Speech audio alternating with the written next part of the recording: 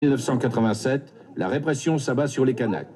Ces images, reprises par toutes les chaînes de télévision, vont provoquer un profond malaise au sein de la classe politique française. C'est pas tellement la peur du FLNK, c'est la peur de l'inconnu. Jean-Marie Tjibaou, le leader kanak, a payé son combat de sa vie, mais il a gagné une existence politique et économique pour les Kanaks et un référendum d'autodétermination. Ce n'est pas pour l'histoire que le MDES organise la rencontre ce soir-là, il s'agit d'autre chose. Bien sûr, évidemment, il y a des similitudes. On a diffusé un document où on fait remonter, on met en exergue ces similitudes.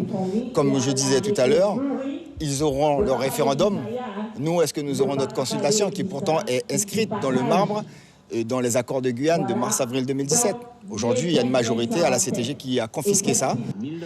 Le MDES ne parle pas tant à l'esprit qu'à l'âme ou à la conscience politique. Il faut entendre de tout ce qui se dit.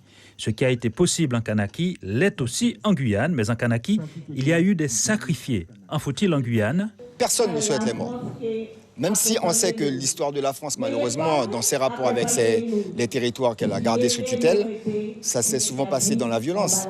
Et vous avez vu qu'on a pris ce film-là justement pour faire savoir aux gens et leur rappeler qu'on ne doit pas avoir peur du droit à l'autodétermination. C'est un droit qui est inaliénable. La Guyane passera par cela.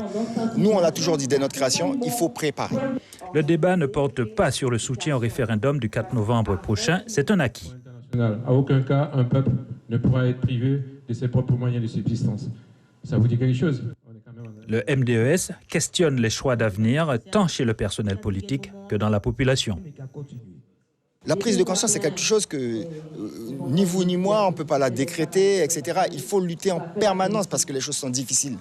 Mais si vous êtes convaincu que c'est une position qui est juste, pouvoir valoriser nos cultures, pouvoir avoir accès à nos ressources, pouvoir avoir accès à notre foncier, pouvoir discuter avec nos voisins sans qu'il y ait un ambassadeur qui vienne nous dire non, c'est pas possible, etc. Mais c'est ça la souveraineté, c'est rien d'autre.